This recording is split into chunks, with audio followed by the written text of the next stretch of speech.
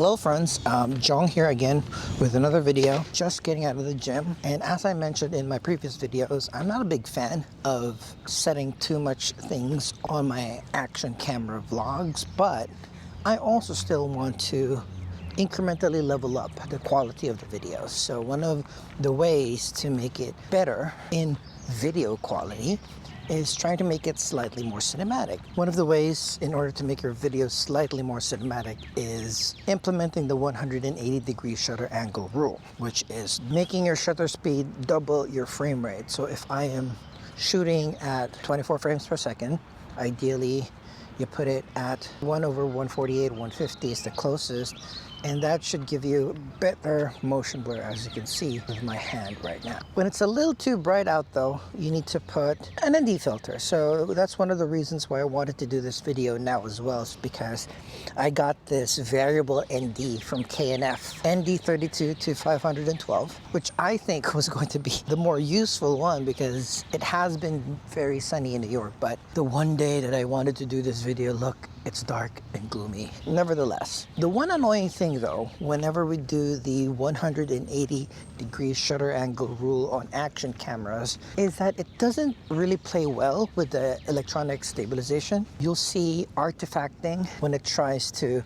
kind of like stabilize your footage. So from my research, from lots of YouTube video watching, it's because the camera interpolates or analyzes your image and then calculates how much it will compensate for the shake or the vibration. The sharper the images that it gets, the better the calculations for the stabilization is. If you're doing a lower shutter speed, the camera will have fewer frames to analyze. That's why it has ghosting and artifacting there. So I then went to a different rabbit hole of how to make electronic stabilization in your action cameras play well with ND filters. And what I've seen in a couple of videos is it seems that it is slightly better if we jack up the shutter speed whenever we're using electronic stabilization in action cameras. It might not be extremely blurry or as natural as it could be like our eyes see, but I think that's much better than seeing some ghosting and artifacting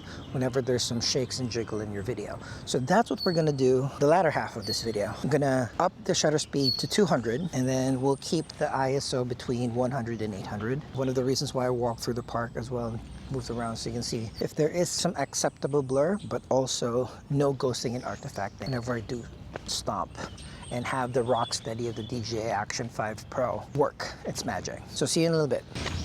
All right, we are back. Now, the settings for this portion of the video, we're still shooting at 4K, 24 frames per second, rock steady, 4:3, my favorite vlogging format. Thanks again, Chris. Thanks again, Luis. But now we jack the shutter speed to 200. Because it is gloomy, we didn't need the ND filter right now. How does the shutter speed of 200 look? I think there's still decent motion blur. I'm much more concerned about the smudgy edges and lines of trees or pavement whenever we have that. And I think this might be the play moving forward. I might start using shutter speed 200 instead of 1/50. The test wasn't as successful as I wanted today, but that's the nature of the vlog. On a sunnier day, I'll redo this test with an ND filter. The ND filter that I got was a little too dark. I'll get the ND2 to 32 instead of the ND32 to 512, and then we'll do more walk and talks to see how we can, again, incrementally work on our videos together, maximize the gear that we have. We're learning and we're still going to the gym. We're continuing that health journey. Again, not fun, but we're sticking to it. Health is wealth. Any investment in health will always pay off. Yeah, it's always just fun walking through the park. And that's a quick video.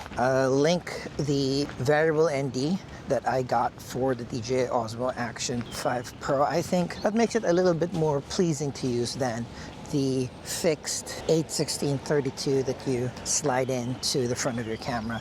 At least the variable NDs, you can adjust it on the fly. You can have also minor adjustments in between those levels. So I'm looking forward to getting my lower grade ones, my 2 to 32. I guess that will be a little bit more useful than the 32 to 512 that I have right now, and do more auto versus ND filter tests. And that's it for this video. Thank you very much for watching. Oh, and also stay tuned You'll see in the next video that I'm testing a new camera that I promised I wasn't gonna get until I run my old camera ragged, but my fortitude was weak. I traded in my old camera for this new camera, and I'm excited to use more of that now that it's not sunny right now, but it's becoming sunny in New York and could do more in the future. So we'll chat about that more too.